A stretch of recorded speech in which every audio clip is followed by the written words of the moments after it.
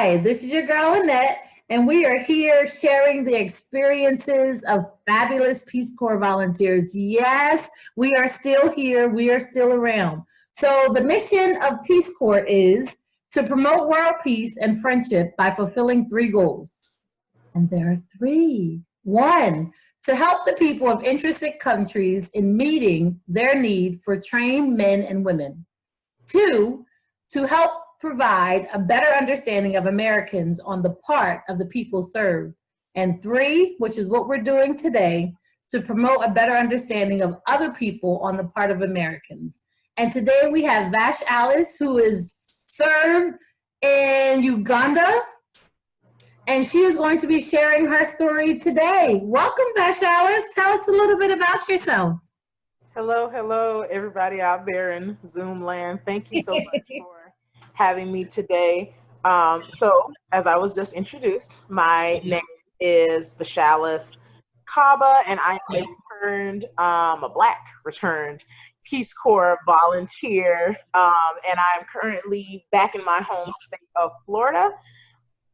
My service was between 2015 and 2017. And I served in Uganda, Africa, and more specifically, I served in the eastern region of Uganda in Jinja.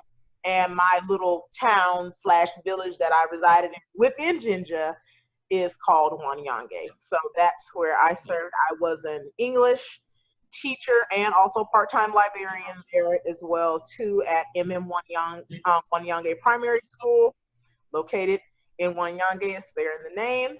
And I really just I loved and enjoyed my time there. I tell people all the time my service as a Peace Corps volunteer was two of the best years of my entire life. I went there. I did a lot of equity work in regards to like literacy and reading and books. I also got married while I was over there. Nice. So my husband, he's lurking around here in the house somewhere doing some stuff. But I got married while I was over there. The unofficial fourth goal, bringing some of your country back home with you. So I got married while I was there. I did like a grant writing project to get a library built and established on my school's campus, and that went over extremely well, and it's still heavily in use today. I still keep in contact with just about all of the teachers that are there, all of the headmistress that's at the school. Me and her still keep in contact. And I also still do work at that school through my husband's NGO called Hearts for Community Action, and he works really closely with like the youth population that's in Wanyange. So I'm still, have my hands kind of on the ground as far as the work that's being done. It's just not through Peace Corps any longer. It's through like a nonprofit there. That is awesome. Hearts for Community Action. Yes, Hearts and the number 4 Community Action. So that's his nonprofit that he runs remotely now. He obviously he's here in the States, so he runs it remotely and even more remotely, due to COVID-19. So yeah. All right, that's pretty awesome. Was that one of the projects that were a part of your initiative while you were there as well? No, he actually was working with the school before I even got there, and that's how we ended up getting together, because he would do different projects and things with the school, because he focuses on women's empowerment. So he has a team of really just really good, strong women who come in and do a lot of equity work at the school.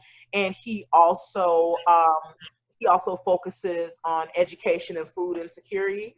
So he did an initiative where he wanted to do co-op farming via rearing goats. So he did that. So he tried to get as many goats in the hands of the different women in the community, and then kind of bond together and do like a goat rearing farming co-op that's still fairly successful. So I participated as well. So I purchased a goat and gifted it to one of the women in the community. So he does things like that for like food insecurity. With education, he is in the process of building kind of like a virtual school of sorts. I know Okay. internet, obviously, it's not super strong. I mean, you're gonna like, definitely it's there, but it's not, infrastructure is not strong enough to support, Zoom classrooms like it is in the States. Even here in the States, we have some issues when it comes Yeah. to internet. So again, you can imagine in a country that is, doesn't have the internet infrastructure the way that we do. So what he does is he partners with, like with education partners here in the U.S. and they create, paper, but curriculum, like worksheets, things of that nature. And they have a central area that they go and they print them out, so the kids will go there and get their education packets, complete them. Nice. He has teacher volunteers, actual teachers who are in Uganda. So I know a couple of them are from Mwanyange, where they will basically go around and do like little mini classes and make sure like the students are understanding the packets that they're given and everything. Granted, a lot of the information comes from the US. Between him and the teachers, they will take it and conform it for to be useful within the Ugandan education curriculum. So Yeah, I'm trying to stay focused. I have so many questions about this right now, but I'm gonna come back. I'm gonna come back to it later. I'm gonna come back to it later. So in terms of your service, what was like your favorite project? I heard that you worked with the kids, you did the library. Out of all of the initiatives, because we start like 50, and then maybe 3 are sustainable. I mean, if you're lucky, you get 3 that are sustainable.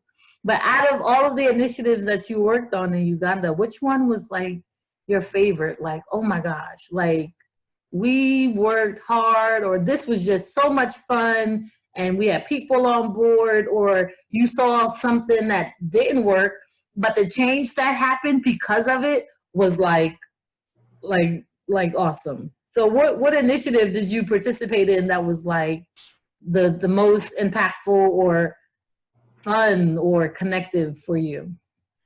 okay, 2 automatically come to mind. The first is the Kaweke Natural Hair Initiative that was started by myself, another Peace Corps volunteer by the name of Mary Williams, and Anita Annan, who is she became my best friend when I was in Peace Corps, one of my best friends, and we talk every day, see each other all the time. And that was born out of the need to really just communicate, the beauty within, natural hair. Because, as you can imagine, historically, the view of Black women and our hair in its natural state has not been the most favorable. It's gone, it's ebbs and flows as far as, just pride we have in our hair. And in Uganda, one thing that we noticed is, there was a high use of, relaxers and things of that nature. And again, there's nothing wrong, like if you choose to, relax your hair, there's nothing wrong with that at all. But the reasoning behind it that we found in Uganda was because, where my hair in my natural state, it's not beautiful, it's not presentable, it's not professional. So now we have to alter our hair. And it's funny because this is an African country where everybody is Black.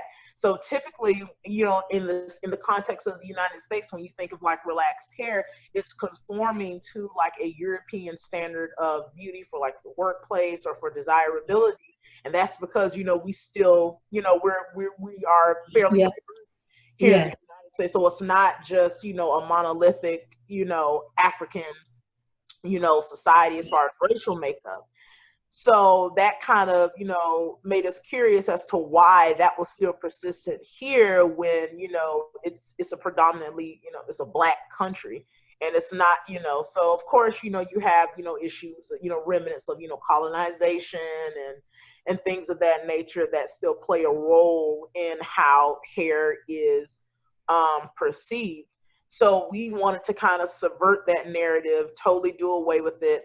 And we started an initiative where we went to every region within Uganda, so like the eastern region, southwest, central, and the north, and we did natural hair workshops. So just giving like, you know, the historic components of like natural hair, and also just teaching like, you know, natural, you know, hair care, based on the based on the products. Okay, so I'm trying not to like cut you off. I'm like, yes, all day, all day. I hope that you guys have this shared somewhere, because this was like a thing in Namibia. I went to Namibia with a weave, and because I didn't know what to expect, like once I got there, but I was like, I'm gonna be in Africa, I'm wearing my hair.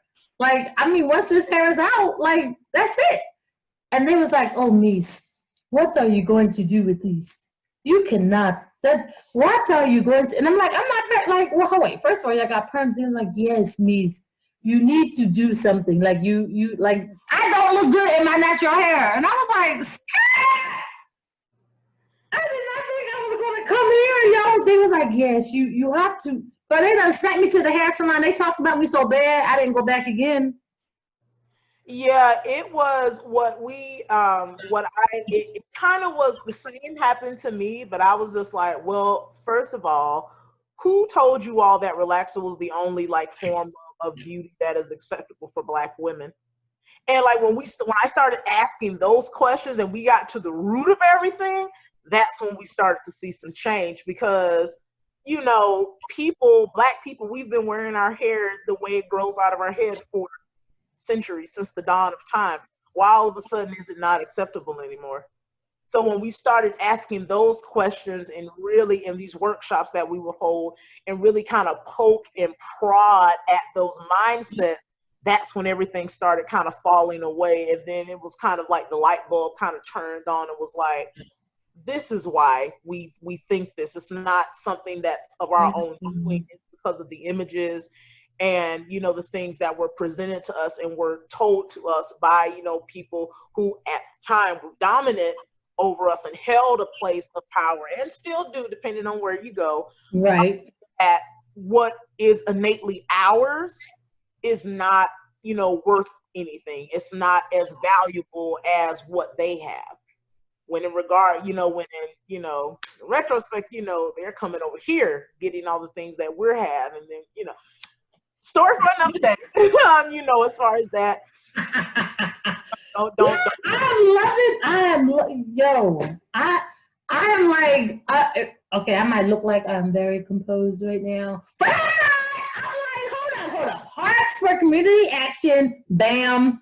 Natural hair initiative, bam. Now I'm just waiting for the other one, but I'm like, oh wait, let me let her finish talking about the natural hair, because so in the village where I served, they had a book like this thick of initiative that volunteers tried, that you can either reduplicate or retry, because based on who you are and what your values and things are, some of those may work for you. Is this something that continued in your service and like the service of others, or that was shared across like your group or your country once you guys created it? Sadly, unfortunately, no. Like, Okay. we started with the intention, but the unique thing about Kaweke is that this initiative can only be done by Black women. Nobody else can duplicate this, because we're talking about natural hair care, and we're talking about, you know, women and how they identify with their hair. So for example, even if you are a Black man and you have natural hair, you can't duplicate this to like a room full of Black women. Right. You know, you have people that probably could, but I would go on record to wager that only Black women can do this. So when there is a deficit of Black women within a particular Peace Corps group, or, you know, a particular country, or whatever the case may be, initiatives like this that are so centered around Blackness, where no one else Has that experience, or has that experience, it cannot be done. So we've had people from different races who, when we did the initiative, who wanted to come in and try to assist us, but that was quickly shot down, because, you know, these are things that are very personal. they're extremely personal, and their reasoning behind it is like, well, my community members are here, so I want to come and support them. And I'm like, well, see, you really can't support them in a situation like this, because the things that they're going through when it comes to their hair and the images around their hair, you can't even begin to understand. Like, you can't, you know, Right. you really Right. can't. And, you know, again, and a lot of the time, these were like, you know, other people of color. So it wasn't necessarily, you know, white people that were coming in, asking, you know, wanting to support. These were other like women of color, but in the room of women that was that were there with us, like, if you don't have hair that's like theirs, they're not going to take you seriously when it comes to talking Yeah. about, Yeah. you know, Yeah. our imagery. And, you know, I too understand about, you know, being discriminated against because of our hair. No, you don't, because you don't have hair like ours. We're the only ones that have hair like this, and we're the only ones that are routinely discriminated against and shamed because of our hair.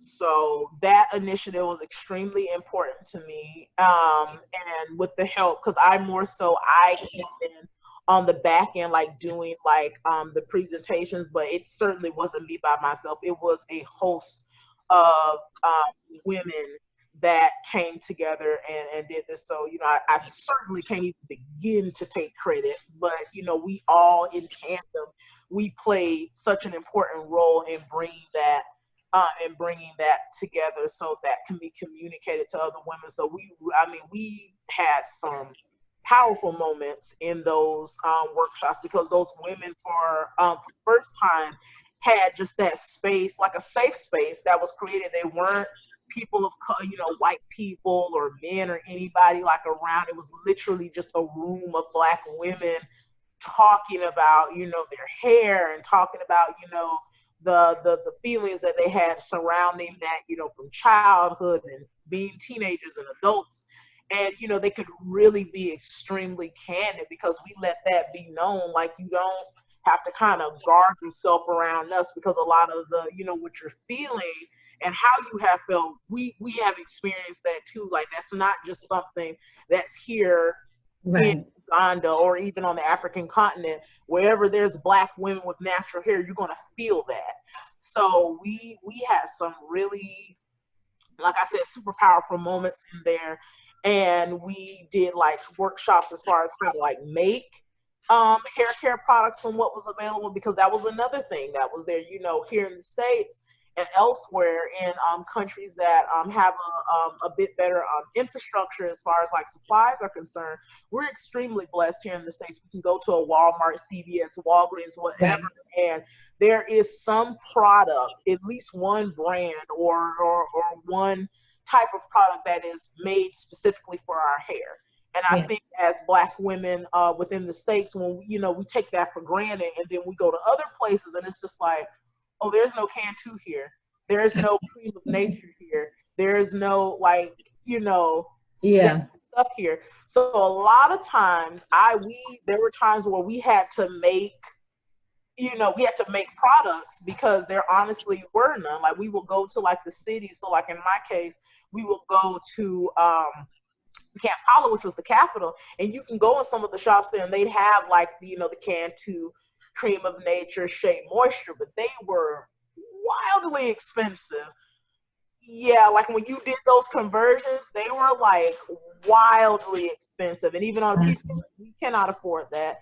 And I was extremely blessed to where I was in a place where they started bringing in these hair care products that were for Black women. Like, they started, you know, selling Cantu and stuff when I left. So the things were there, but again, for the average, you know, Ugandan woman and the Right. Peace Corps volunteer, Can't or afford that. whatever, there was, you know, there was a deficit. We can't afford all of this. No. So we ended Yeah. up, you know, having to make our own, you know, products. So we would use this stuff that's called kimbo, which is basically like vegetable fat, and it's akin to like, you know, your shea butter, your cocoa butter, or whatever. And we would take that and glycerin and mix that together and make like, you know, a hair sealant. We were extremely blessed. I know in my area we had an array of different hair oils and also there was a big Indian population within my area as well too. So a lot of their hair products were there, and their hair products, believe it or not, are really good for black women's hair, black people's hair. So it was a combination of telling, kind of showing them and teaching them, how to blend all that together and, make products, and how to, care for your hair, the right tools and the, products and things to use. So that was one of the best, initiatives that we did. But unfortunately, if there are no black women who are willing to do the work to do it, and that includes stuff like writing the grants. Like I was one of the ones, it was me and Mary Williams who like partnered together to get that grant to fund all of this, because for the most part, Peace Corps is Peace Corps for what it is. This is not one of the projects that they are kind of falling over themselves to fund. Like, let's just be honest, they're not falling over themselves to like fund this type of work. So we had to go within Peace Corps, but outside of Peace Corps. So we went to the National Peace Corps Association, where we are allowed to write grants to them, and we put a grant proposal together, and they funded us because it was work that they believed in. So hold on, back up. Mm-hmm. Peace Corps has grants for volunteers in service? Yes, because it was one of the rules. The rules may have changed since I've left, but at the time where what we were told was we could write outside grants to like other people, but again, we had to let Peace Corps know. We had to constantly keep them in the loop of what was going on. So if it was something that Peace Corps didn't have funding for, or it didn't fall, we had to prove that it followed in line with like one of the 3 goals and everything else. But yes, we went outside and got funding outside of Peace Corps to make this happen. And it is trust me, it's not just my story.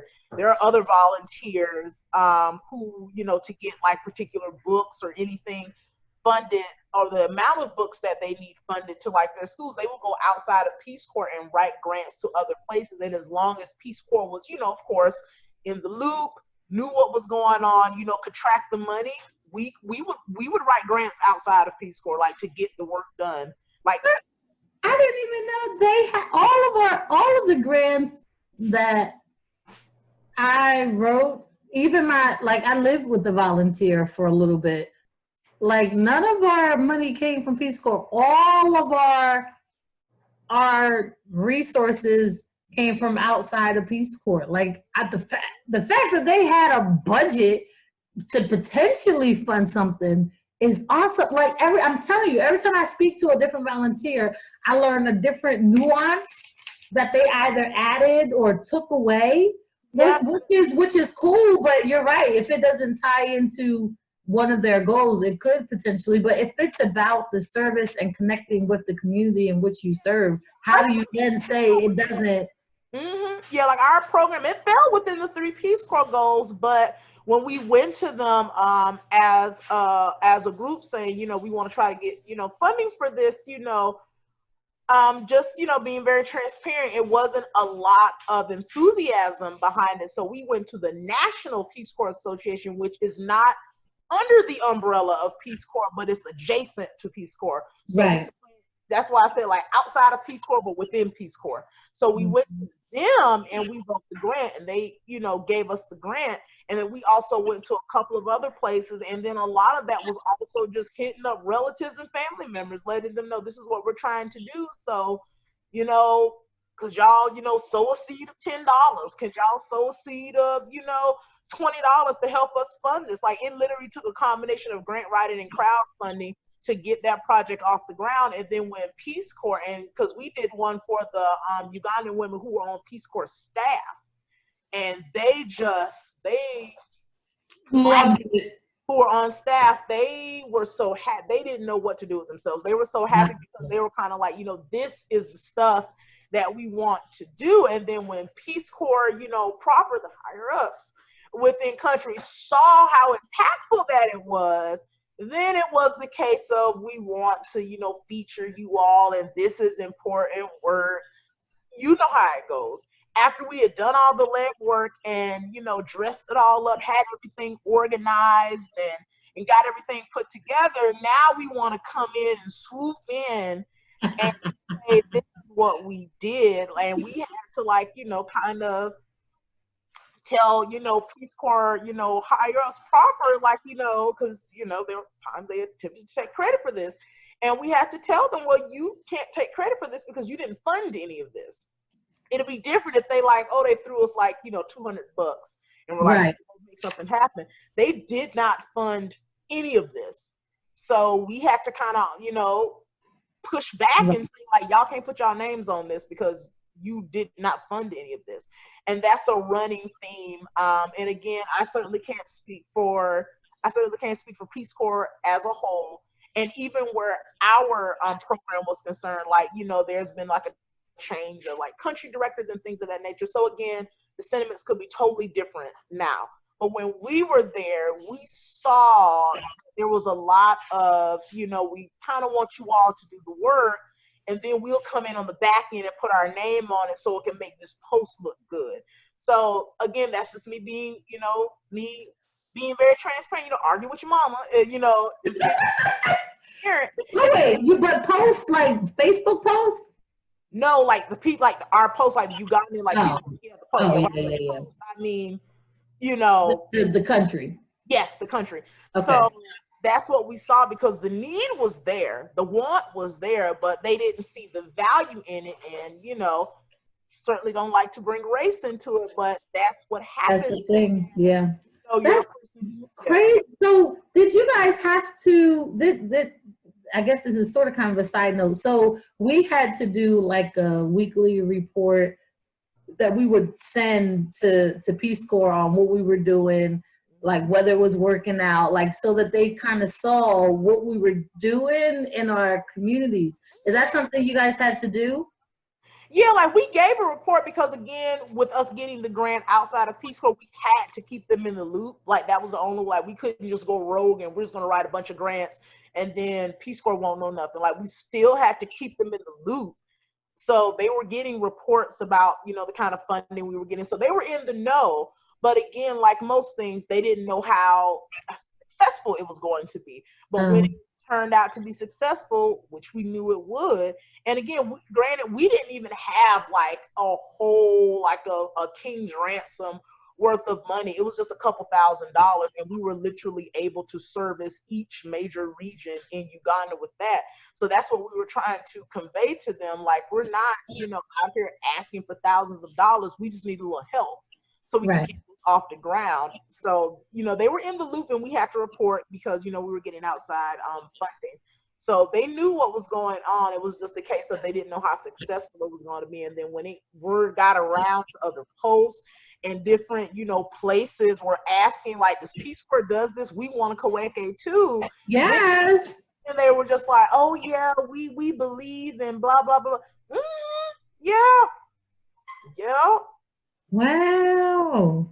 Or any other Black woman that had their hand in that project, they can easily confer what I'm saying right now, because we ran into that, and some of us more than others, because I know me, I was somebody, I did not particularly care to directly interact with like upper management when it came to Peace Corps. We had two other Black women who did, and that was their role, kind of going back and forth with like management about, you know, what we could do, what we couldn't do. Can we do this? Can we not do this? We need you all to see the importance of that. Yeah. I'm somebody, I enjoy being in the field. I don't like the bureaucracy behind all of that. And also I was somebody, like, I'm, you know, very true to my like country roots. I'll go up in there and I'll say some stuff that's not not PC. Not PC. Yeah, I go in there and just be like, well, I don't see why. I was just like, I'm not the one. I know my thing at that time. Like, I can do that now, but at that time, I was still, you know, a little rough around the edges. I go up in there, well, I don't understand why we can't do it. And to me, it seems like, you know, I can definitely do that now, you know. I look, and that's like, yeah, I understand. Exactly. Yeah. to, grow.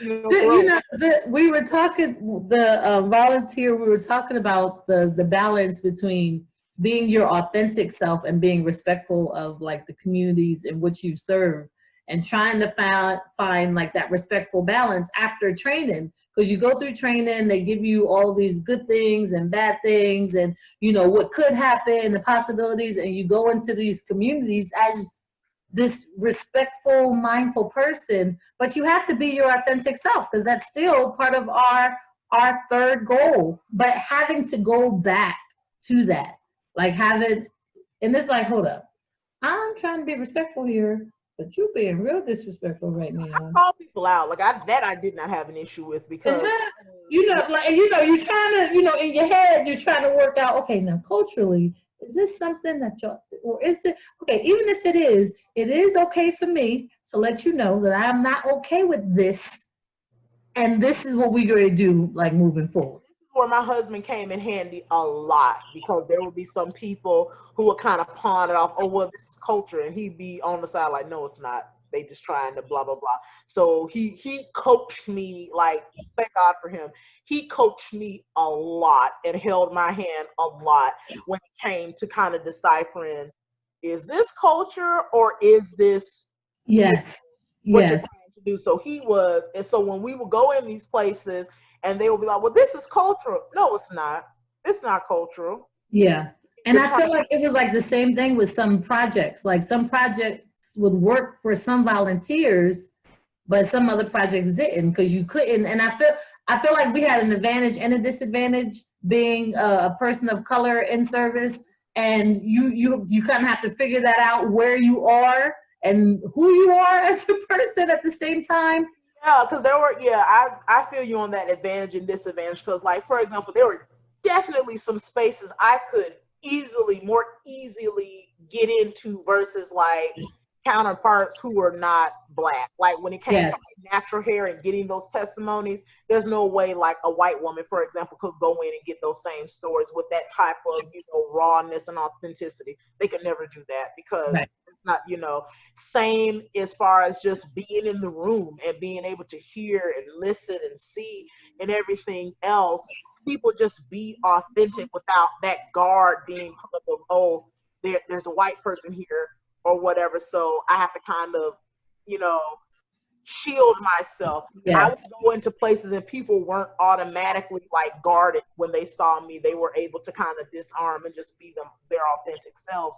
So that was super helpful. But there were times where like my, identity as an American did kind of impede some of what I was attempting to do. So, obviously there were some times where I had to kind of reconcile with that and like, think to myself, like, is this an identity that I feel comfortable claiming? Because to be honest, like I said, I am an American, and, as a Black person, living in America with the whole, the remnants of slavery and like, my ancestors going, back as far as we can go generationally, definitely, being, enslaved people here in the United States, there was a lot I had to reconcile with as far as like being, labeled that, because I couldn't just say, well, I'm not an American, I am an American, I just kept more American than, because, again, another conversation for another day,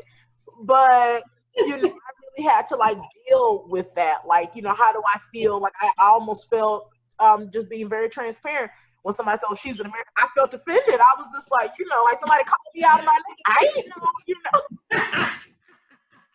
because when you think of American and when you go to other places, it doesn't feel as patriotic as it does here in your home state. So when I would go out and they'll be like, oh, these Americans, and I'd be like, dang, them Americans, they wild.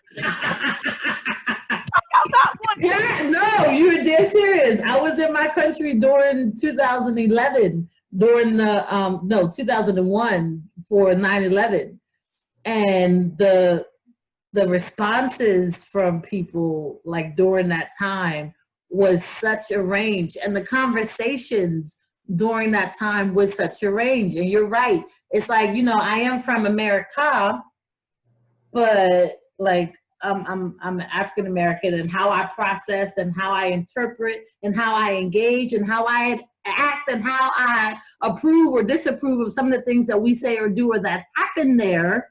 Let's be straight.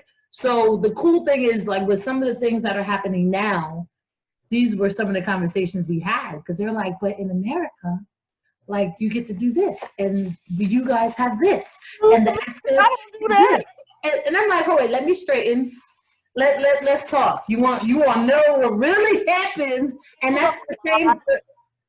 Not the Divine Nine, because there's something else happened in the States at that time, and I was sharing that information, and I'm like, this is America. These things happen, like the same things that are happening here, like, because depending on how I wore my hair, I was associated with a different tribe in Namibia, right? So depending on where I was, how I wore my hair and what I was wearing, they would assume that I was from a particular tribe, and I would be engaged in that way. And when I was like, oh, I don't know, like I can do a basic greeting in most of the languages, but then that was it, unless you were talking about Damara. But then they were like, this one here, this woman, she wants to use English, but she is black. Like, you are what are you, a Rambo? Are you Herero? Are you ashamed? And I'm like, Lord, I'm not from the place. I'm sorry. Like, I don't know what look, I can't go back and forth with you. Girl, and we hitchhike everywhere. So yeah, we had conversations. We had to have conversation like with the teachers that I serve with, just people in my community, men, women, kids. Like it was so many different identities and spaces that I held, where for the first time, sometimes for the very first time, and for the first time in a long time, I had to kind of sit there and well, let's talk about this. Like, a great example of this is like being plus size and being like outside of the States in Uganda. So for my size, that was the very first time in my entire life where I went to a place where my size was desirable. Like, I went there, and one of the funniest experiences I've ever had was with my students. So my students, I'm a big girl, and that's fine. It is what it is. I'm fine. Exactly. So, like, for me, when I walk around, what the kids will like to do, like, where my arms are concerned, they used to like to squeeze my arms when I'd walk around, and like you could tell them, like, they'll be like wanting to, and then they kind of look like, oh my gosh, like, I don't want to be disrespectful. So I remember one day they were, kind of, because they like to walk me like back to my house and whatnot. So one day they were kind of looking, I told them, I said, like, have at it, guys, and let them, y'all. And they just was like squeezing my arms and like just touching me. And one girl exclaimed, now she was like, oh, I wish I was fat like Teacher V. I was just like, well, this is new. Had that experience, and they were able to, I made them go to ask questions like, because anybody else, if this was in the States, highly disrespectful. But I know when children are concerned, they're honestly asking questions, like they're not being disrespectful in any shape, form, or fashion, because being plus size or being like a bigger woman over there has a totally different context than it does over here. So they would ask me questions like, how did you get so big? Was it expensive? And what do people think of you? And I wish I could look like how do I look like you? And things of that nature. So even something like being like a plus size woman over there, like, produced like so many questions and concerns and feelings surrounding that, because being bigger, like, that's desirable because it's like a sign of wealth. Like, yes, able to support yourself food wise, to the point where you're bigger, so that was like a sign of wealth. And like, even my husband, he would get told like many times, like, your house is going to be blessed because that one right there, yes, so it'll be like little things like that. And also, where he was concerned, there was no stigma as far as like, old dudes don't want big girls, they want blah blah blah blah blah. That was not an issue for him at all. Like, it was, it was a desired trait. Like, right. Look at my wife, she's she's a woman, so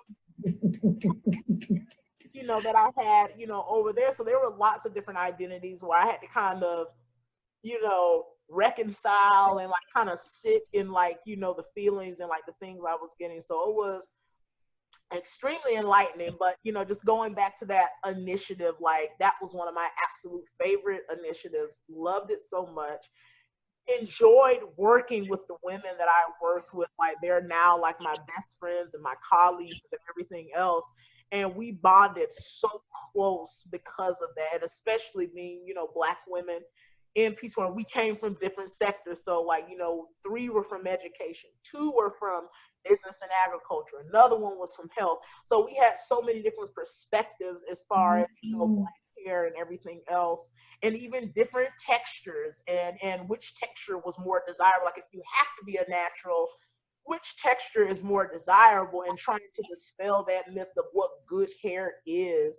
Right. And that my, you know, hair typing, like granted the curl may be a little bit looser than like a 4C or 4, that doesn't make it better or doesn't make it, you know, superior to, you know. Right. So having to, you know, have those conversations in a very, you know, honest, open and like candid way, it was life changing. And if I ever, when I get the chance to go back, because there's no if, I am going back to, you know, I have to now because, you know, got family over there, so I got to go. Yes.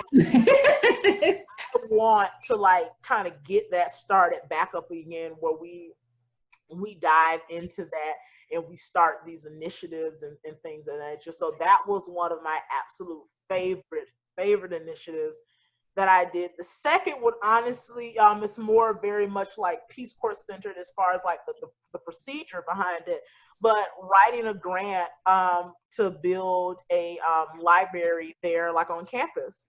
So that was extremely impactful to me because, you know, I would, you know, for a library, or what was at the time the teachers, like, you know, lounge, essentially, like it was like a little small house, sizable building that the teachers use as like a teacher's lounge.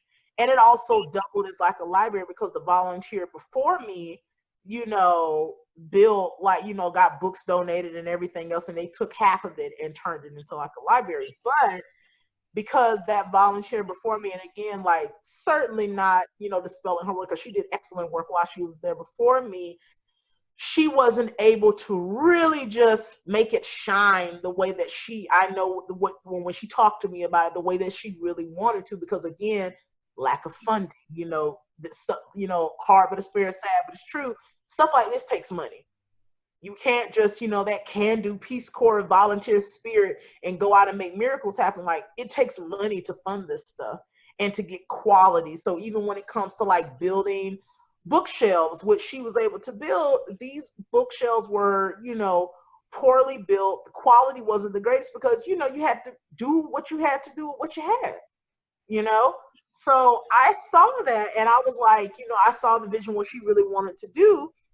And I was like, I bet I can get a grant written because we have to elevate this, because the idea or the foundational work that she did, like, is super important. Because a library, I'm a firm believer that every school needs to have a library. Like it has to be a thing for those students. And, you know, just having access to the library and just making it look away. So what I ended up doing, I wrote a grant through, you know, pitch Peace Corps the idea and say, hey, volunteer before me, you know, did excellent work. You know, she started this, you know, we have the place and everything, but we really need to revamp this entire library that's already available. Can I go ahead and write a grant for it? So I was able to write a grant. The grant was about $5,500. So it was, you know, decent sized grant. You know? Yeah. So like I said, for stuff like that, Peace Corps will come out of pocket for stuff like that, you know, versus like a Kaweke where we had to do a lot of our own sourcing. But if you want to like build a library or a dorm or elevate like a classroom space, Peace Corps would definitely come out of pocket for that. So it was really easy for me to just ask for that amount and they just grant it to me because, you know, it aligns perfectly with what Peace Corps is trying to do from an educational standpoint. Right. Wrote the grant. My husband, again, I tell everybody, like, again, could not have done that or completed that without my husband. He helped me do the budget. He found the builders. He was essentially like the foreman of the project, making sure everybody did what was necessary. I mean, there's no way in the world I could have completed that. And it worked out so beautifully to the point that it did without his help. So I tell everybody I can never, ever fully take credit for, you know, I wrote the grant and I kind of had the vision of what I wanted. And he went out literally and executed it. Like I told him, I said, baby, I want this.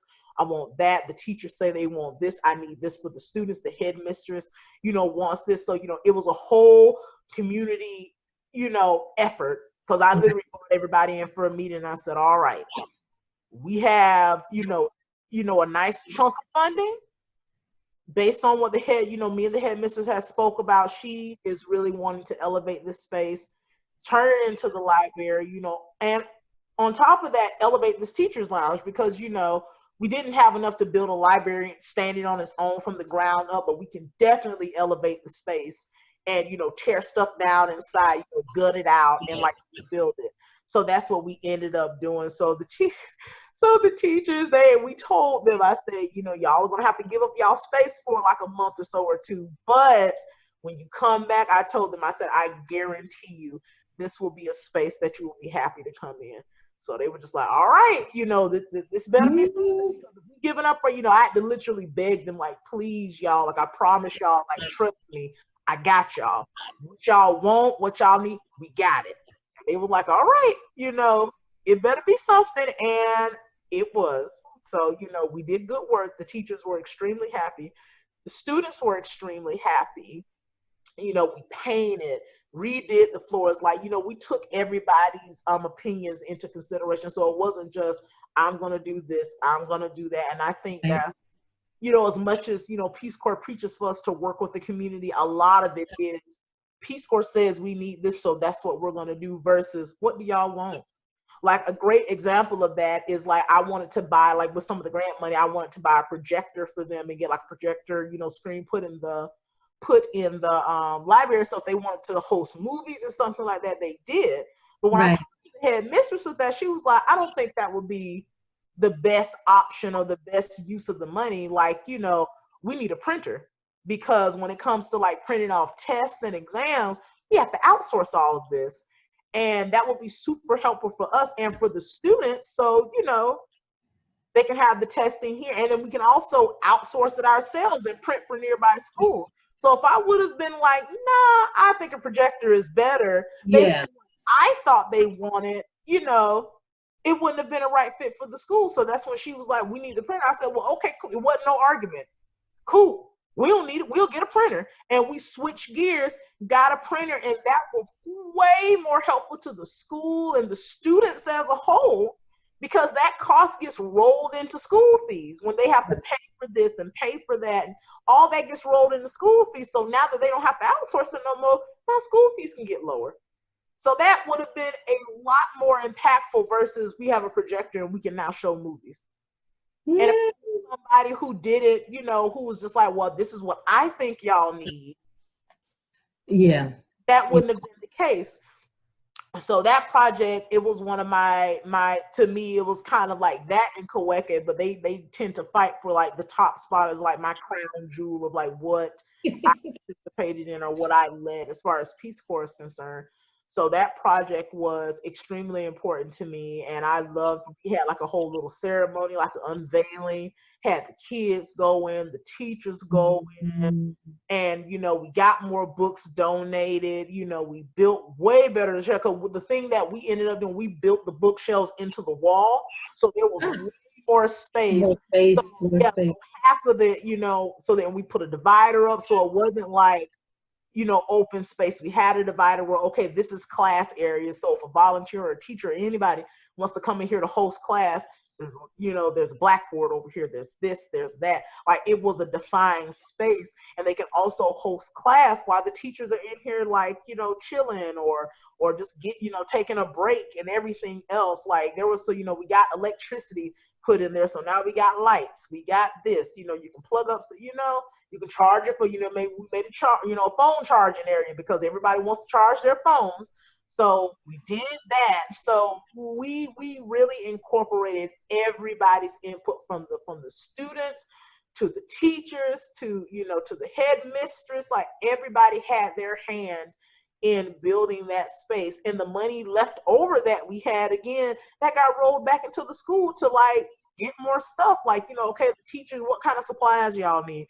All right, we finna go into town and use this money and buy supplies. Like, what y'all need, what y'all want, the money that, because I purposely over budgeted just in case, we, underestimated cost or whatever, but we ended up having like a good sizable chunk left over, which again, we rolled that back into the school. That's awesome. Vashalice, I have to tell you, I got a gazillion questions and I could keep you on here all day because, oh my gosh, between the Natural Hair Project alone, and the library, and both of them to completion while you were in service is huge, because a lot of volunteers don't have the opportunity to see a lot of their initiatives to completion, because after like that first year, you're typically getting acclimated, getting connected, getting your counterparts, and it's really that second year of you working in the project that you were assessing and evaluating for while you were there. So that is awesome. Of Peace Corps being 3 years versus 2, because in 2 years, you, like you said, that first year is all getting acclimated, and then the first year, and then the second year you do the work. So that's why I'm a huge proponent of Peace Corps being like, you have to do 3 years. So I got mixed feelings about that, but I was initially thinking the same thing, and then I was like 2.5. Because I feel like if it's too long, then you get two people, because everybody's not you or me or about the business of Peace Corps. Whereas if it is 2, I think that they don't often extend people. But I think if you're in the project and you're requesting an extension, that should be allowed versus people who should just be finishing their service and getting out after 2 years. Yeah. Oh no, definitely. I would agree with that, because when I was there, I was very much like, I was about the work of Peace Corps. Like, I got there, and then a lot of that came from the fact that I felt that I had to prove myself, because for my school, I was the very first Black volunteer they had, and you know how that goes. Again, we can dive into that. That's a whole conversation in itself. But I felt that like I had to prove myself, and my mindset at the time, like, it's as petty as it seemed, I'm gonna outdo every volunteer that came before me. I'm gonna do so that they had 3 of me coming behind me. Like, I'm not gonna be outdone by these volunteers that came before me, period. Right. So so this is going to be the last question, because I noticed I've had you on here way longer, and I'm so sorry. No, I carved out time, so it's all right. We can go all the way. We can literally go all the way up until 12. I'm good to go. So what would you say to people who were interested in becoming a Peace Corps volunteer? So many things, but I'll do my best to try to condense it as much as possible. And I'll kind of shoot from like, different perspectives. So as a Black person, I would just say, be prepared just for, I guess, like just the added service that's going to come along with it, because a lot of people who are not Black or people of color, but, speaking specifically, from a lens of Blackness, they don't have to do all the extra that we have to do, because there's more work put on us. Like, people can dispute it. People will say, well, no, that's not the case. Yes, it is. You have to do so much more extra to just, kind of exist within, that identity of being like specifically a Black American in like a lot of these different spaces. So kind of be prepared for like that invisible work that you have to do. So whether that's explaining, Black culture, or educating people about this, or talking about the United States in a way that's not part of the dominant narrative, be ready to do that extra work. Because when I came in, I was a little overwhelmed by like, why must I to do all this extra, and then my fellow volunteers, they don't even have to think about this stuff. They don't have to think about the implications of this. They don't have to, be mindful of what they say, what they project, what they do. They don't have this baggage of like the historic sorry, they don't have this baggage of like, you know, the history of Blackness in the US and its origins, and trying to reconcile with that. And also just coming to the continent as a Black American, trying to, you know, wrap your head around, you know, how big that is and how huge that is, and how your expectations of what that may be may or may not be met, you know. So it's so much extra stuff that comes with that. So I would tell Black volunteers to be mentally and emotionally prepared for that, because I did a pretty okay job of kind of, you know, getting a handle on everything. And then I was extremely blessed that the Black people that were there serving with me, like, we were very much, you know, we were cohesive. The Black women especially, we were very much like in tune with one another. So when we would have these issues or these problems, it was great to have like those sounding boards to talk to and kind of, you know, deal with all of this. I would also say from a socioeconomic standpoint, also be prepared for the hidden costs, because that's a lot of things that people don't talk about when it comes to joining the Peace Corps. Because you think, okay, I'm joining the Peace Corps, it's all good. There are invisible barriers put up in place to where a certain type of American can afford to, for one, take 2 years off and just go into the Peace Corps. The average person, and again, speaking from a lens of Blackness, you know, how, you know, economics and money and everything, how it happens here in the States, the average Black person can't just totally, you know, I'm going to live outside of the country for 2 years and my only responsibilities are going to be like what I'm doing here in Peace Corps. Everybody ain't able, as my grandma would say, everybody ain't able to just pack up for 2 years and just leave. You know, you have children, you have responsibilities, things of that nature. So again, I was extremely blessed to where, you know, I didn't have any kids, I didn't have any, you know, responsibilities to the point where I couldn't join the Peace Corps. So there are a lot of things like that. The economic barriers that come into play when you have to, you know, pay for medical. You know, we know how healthcare is here in the United States, where, you know, people of color are concerned.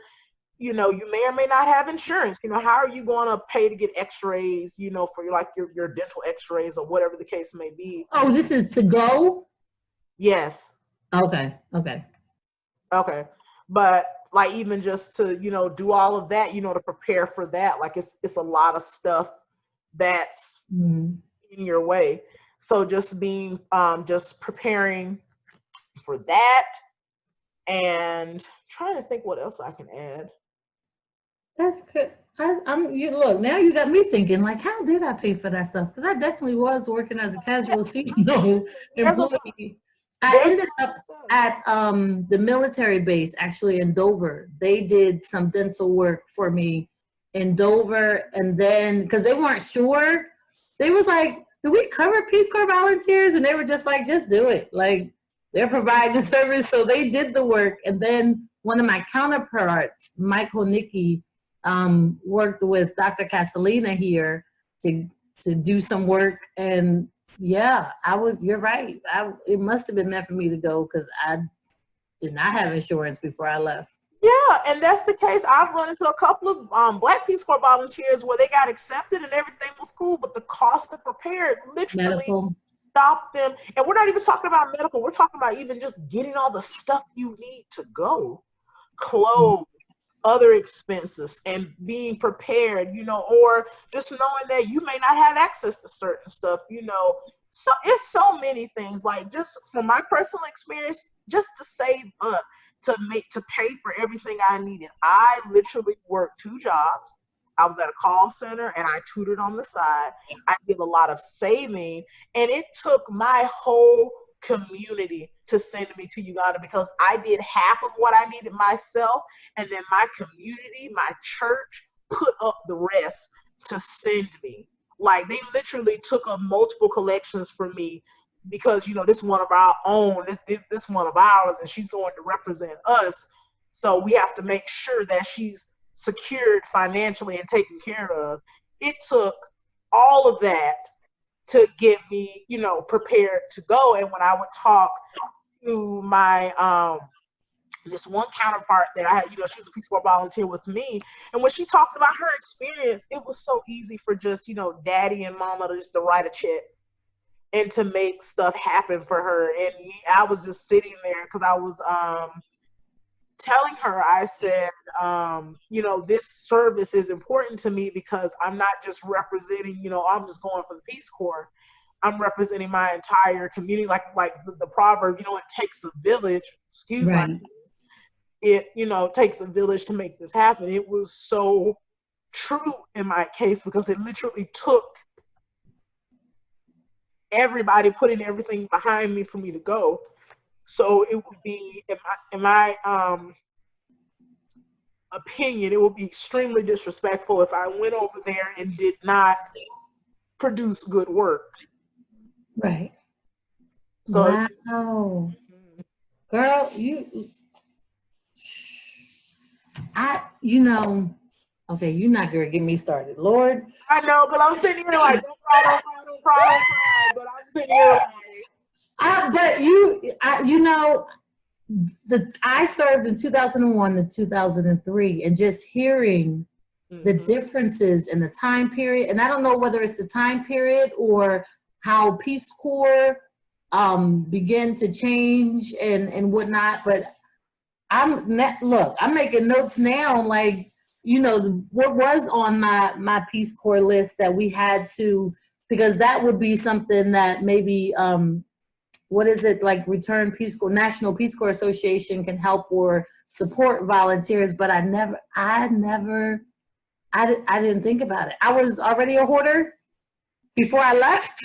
So I had like a variety of stuff, and I have 7 sisters and 2 brothers. So between my family saying, well, I got some stuff, or me having some stuff, or me having like the hoardish tendencies and having a little bit of everything anyway.